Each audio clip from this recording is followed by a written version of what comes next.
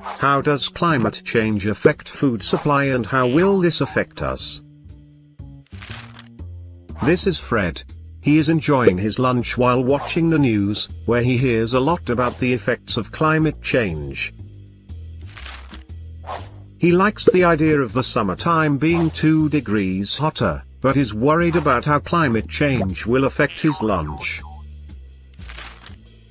The bread and vegetables Fred eats are threatened because climate change comes with an increase in both drought and heavy rain.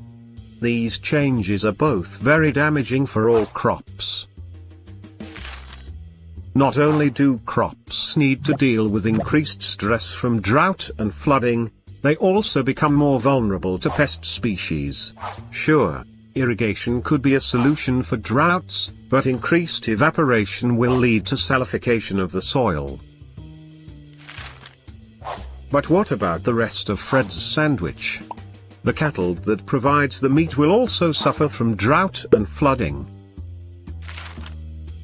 Fred could always choose to eat fish instead. But fish reserves are already at an all-time low due to overfishing and pollution. Not only that, climate change will also have a negative effect on the fish stock.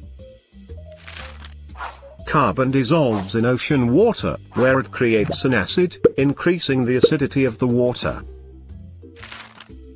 Calcium binds with this acid, reducing calcium availability for microorganisms. These microorganisms form the base of the entire oceanic food web. So if they are having difficulties, so is everything else, including Fred's fish lunch. Not only that, climate change will increase the sea temperature, and this is already leading to coral bleaching, and thus coral death.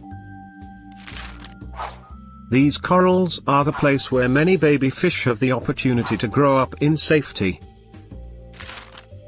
Without safe childhoods, many fish won't grow up at all, so Fred might actually be in trouble.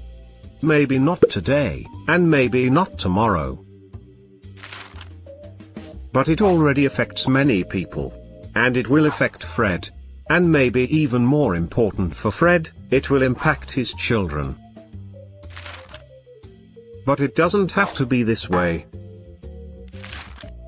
By decreasing carbon emissions right now, many of the bad consequences that will hurt Fred and his children can be avoided. And everyone can help. Everyone can make a difference. By eating less meat, by reducing your own energy consumption, by taking the bus or bike instead of the car. By supporting your government in taking the right actions. By demanding that they meet the goals set by them in reducing their carbon footprint.